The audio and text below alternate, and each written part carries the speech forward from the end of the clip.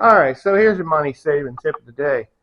A lot of people don't get into the whole backyard chicken scenario, but the ones that do end up going to a place like Tractor Supply or farm and home stores, and they end up buying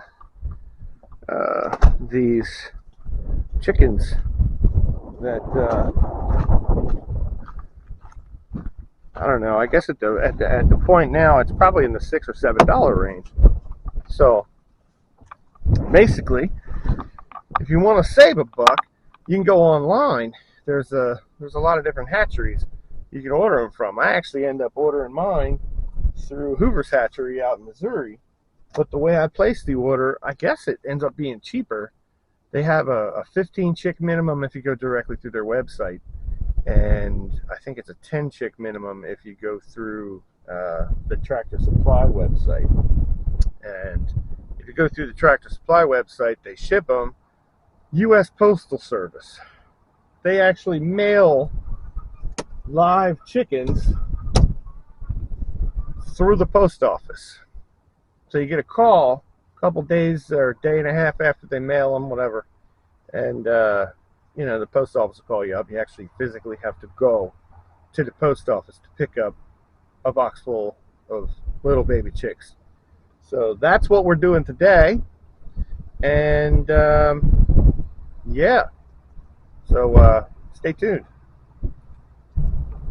So as I understand it, there's a rule about going into the post office with a camera on postal property. So you're going to miss the spectacle of walking in because when you go in a post office to pick up a box full of baby chicks, they're making a lot of noise, and you end up kind of going through an experience when you're like, hey, I know which one is mine. It's that one over there. And there's always somebody in the lobby looking at you like you're kind of goofy because you had somebody mail you a box full of live animals. But yeah, so we're not gonna be able to film that part, but show you when we get them out here in the truck. All right, so we're here at the post office, and let the adventure begin. A few moments later. I gotta say, this is quite the experience to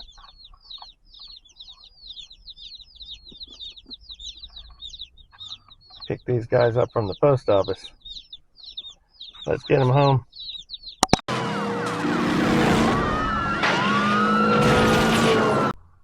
Alright, so basically, I got this spare bathroom here. We got the cute little box, and you get them home. Baby chicks are kind of delicate in their first day or two. They get less and less delicate as they get older. Now, I've got 20 other baby chicks that I got a week ago, so they're a week old. And, I've got the food, the water, and the heat lamp. So some people may agree, some people may disagree. So I'm going to go ahead and put these 10 that I just got today. They came from Iowa, and it's a different mix of breeds. They're mostly cold hardy, and they can handle the climate where I'm at here in the middle of the Northeast.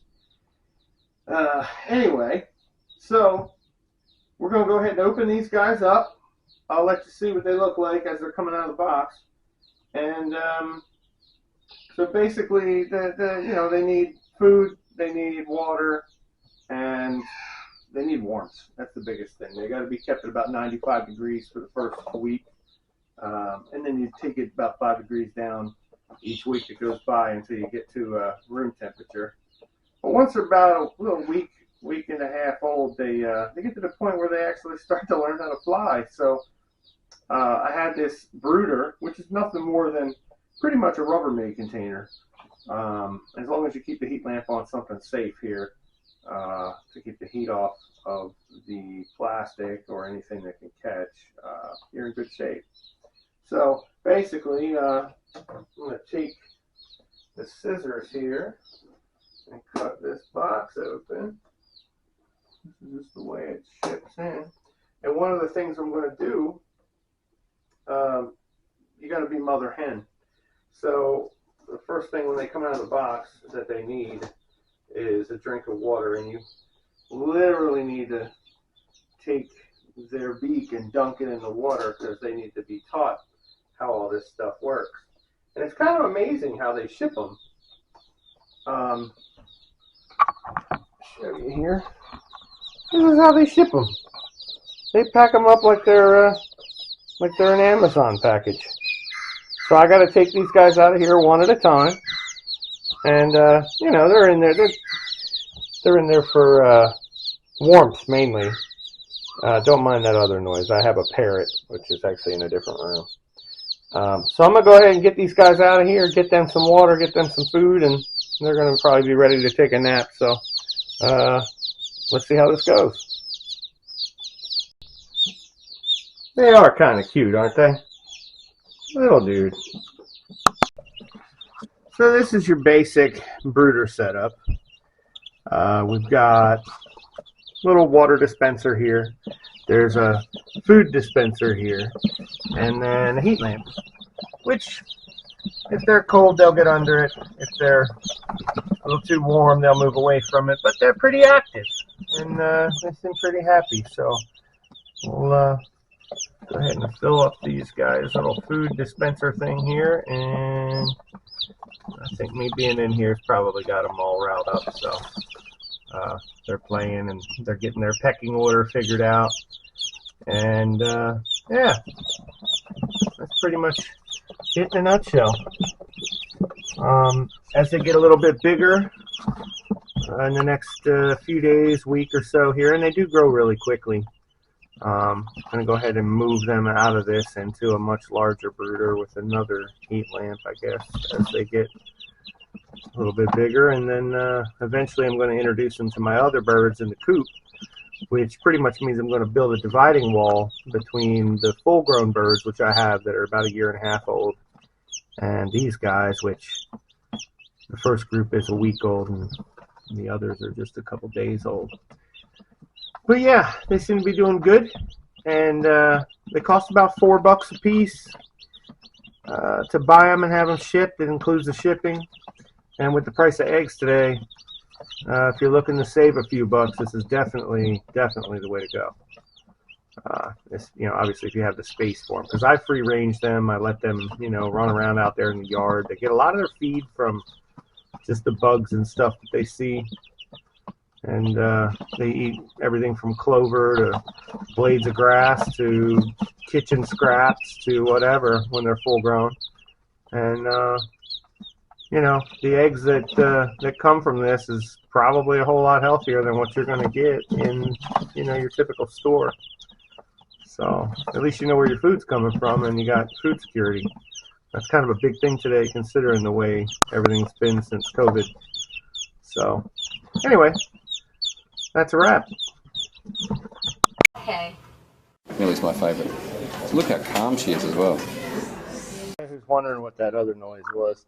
That was Lola. Hi, Lola. Say hi, Lola. I don't need Hi, Lola. There you go.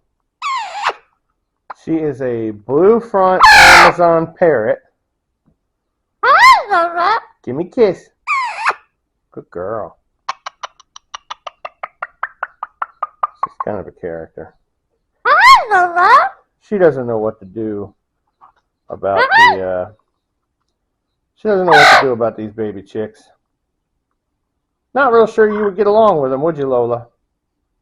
Hi, Lola. You want a baby chicken, Lola?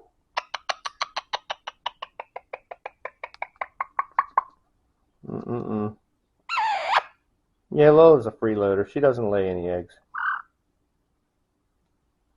Hey! Shut up! So basically, that's the general gist of things. They're really not that hard to take care of. And if you guys got any questions or comments or whatever, go ahead and put them down in the comments section, and feel free to ask me anything. I'll go ahead and make a follow-up video if you want me to.